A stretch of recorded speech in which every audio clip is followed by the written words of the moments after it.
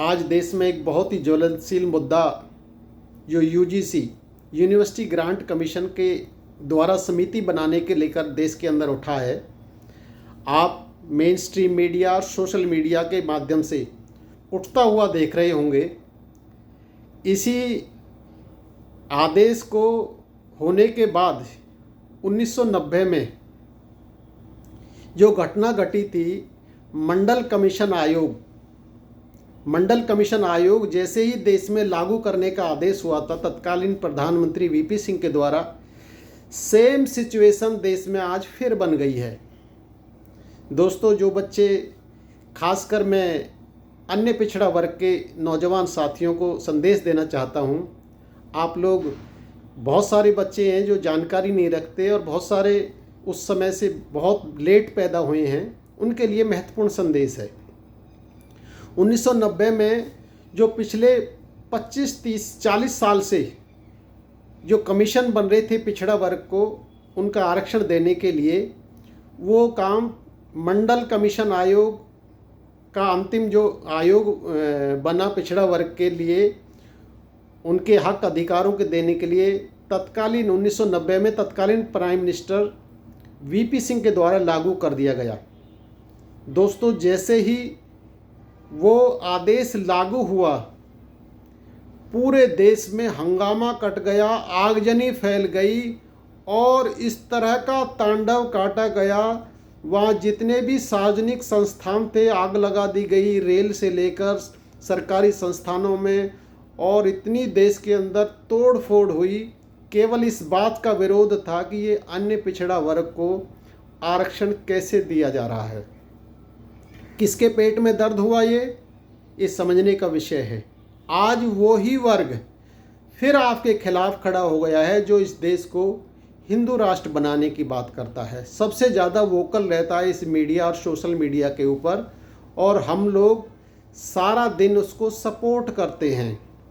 मगर जैसे ही आज अन्य पिछड़ा वर्ग के लिए इस समिति में शामिल करने के लिए, उनको प्रोटेक्ट करने के लिए जिस तरह का भेदभाव जो सुप्रीम कोर्ट के एक रीडिंग के माध्यम से उसको आधार बनाकर, जिसमें पिछले 5 वर्षों में शेड्यूल कास्ट, शेड्यूल ट्राइब और अन्य पिछड़ा वर्ग, इनके ऊपर जो प्रताड़ना के जो केस हैं, ये 118% की वृद्धि हुई है। उसी को आधार बनाकर ये यूजीसी ने समिति बनाने का कॉलेजों में, विश्वविद्यालयों में, बड़े शिक्षण संस्थानों में आदेश दिया है।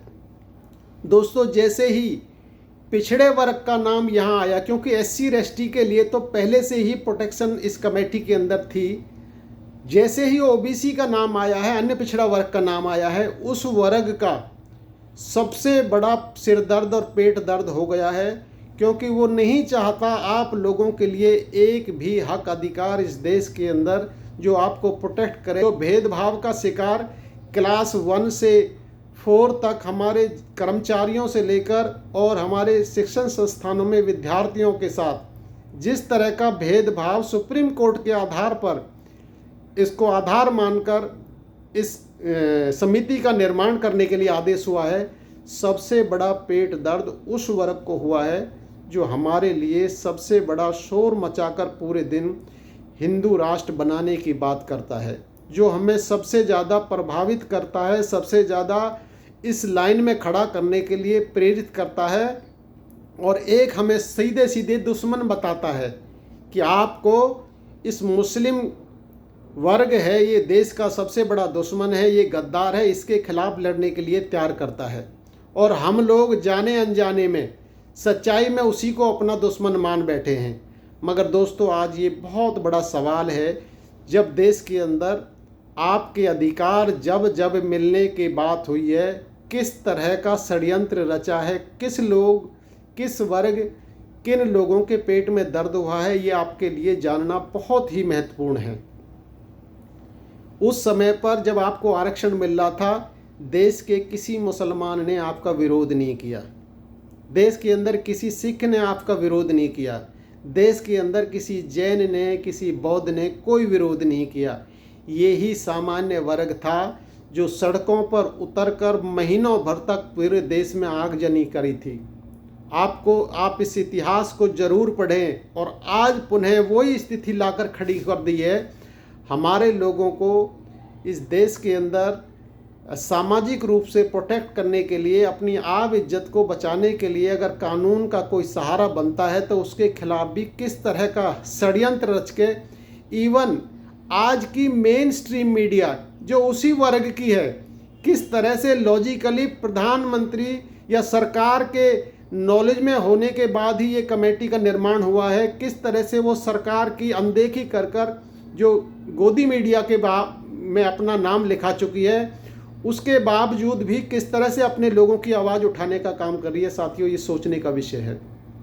आप लोगों को हम बार बार इस बात के लिए आह्वान करते हैं कि आपके लिए सबसे बड़ा खतरा, आपके अधिकारों के लिए सबसे बड़ा खतरा वही लोग हैं जो आपको इस्तेमाल करते हैं, बार बार आपको लड़ाने का काम करते हैं, आपके दुश्मन पैदा करते हैं और स्वयं देश और विदेशों में इस देश के संसाधनों पर पूरी तरह से बैठे, इस देश के शिक्षण संस्थानों में पूरी तरह से बैठे, इस देश की इंडस्ट्री पर पूरी तरह से बैठे, इस देश के इंपोर्ट पर, इस देश के एक्सपोर्ट पर पूरी तरह से व्याप्त है। मगर जैसे ही आपके लिए कहीं रास्ते खुलते हैं तो सबसे बड़ा बाधा वही वर्ग बनता है जिसका आप हितैषी बनते हैं, जिसके लिए आप सुबह से शाम तक जयकारे लगाने का काम करते हैं। आपके हक अधिकारों को प्रोटेक्ट करने के लिए कौन लोग हैं, इनको ध्यान से देखिए जो विरोध कर रहे हैं।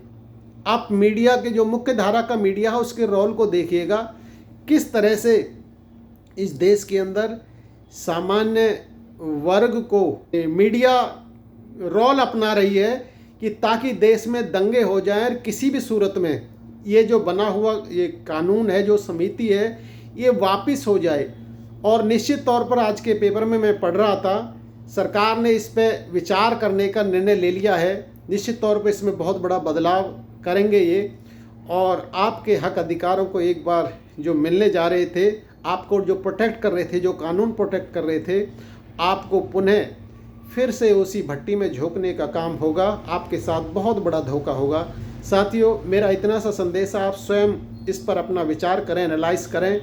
केवल छोटा सा संदेश के माध्यम से मैंने आपको इसमें आगाह किया है।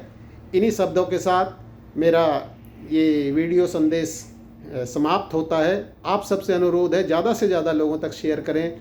जय हिंद, जय भारत, जय पथिक, जय पटेल।